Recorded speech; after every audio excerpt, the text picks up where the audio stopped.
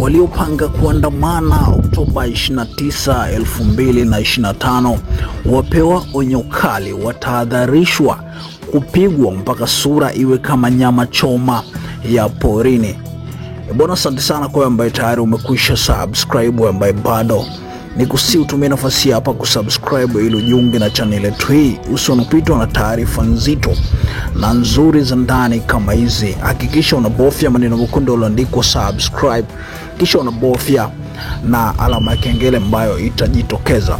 Hivi sasa nchini Tanzania kumekuwa na vuguvugu la maandamano ambalo yanahamasishwa kupitia mitandao ya kijamii huko, haswa na wanaharakati huko mitandaoni, wakisema tarehe 29 mwezi wa 10 ambayo ni siku ya kura, siku hiyo ndo siku ambayo wanahamasisha kwamba watu wajitokeze kuandamana kwa madai ambayo wao wanayaweka wazi. Sasa serikali haijawahi kutoka kabisa kutoa tamko kuhusiana na vuguvugu la maandamano hilo yanahamasishwa, lakini sasa hivi amejitokeza kiongozi mmoja wa serikali ambaye ametoa tamko, na tamko hilo limekuwa watu wengi sana wakiliposti kwenye mitandao ya kijamii, lakini pia watu wengi wakijadili juu ya tamko hilo. Kama tunavyojua, serikali ya Tanzania inaongozwa na rais, lakini wasaidizi wake ni pamoja na wakuu wa mikoa, wakuu wa wilaya, wakurugenzi, mawaziri na kadhalika. Sasa mkuu wa wilaya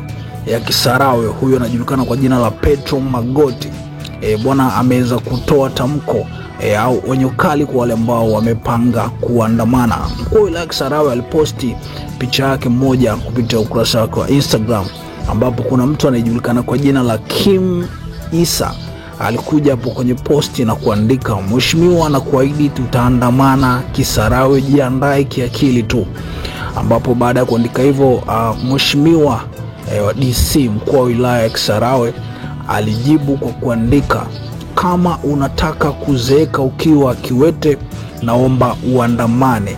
Nataka watu wajue maana halisi ya show. Nitawapiga mpaka sura iwe kama nyama choma ya porini, na hutotibiwa kwa hospitali ya Kisarawe. Na wakaribisha sana, na Mwenyezi aendelee kuongoza katika maandalizi yenu.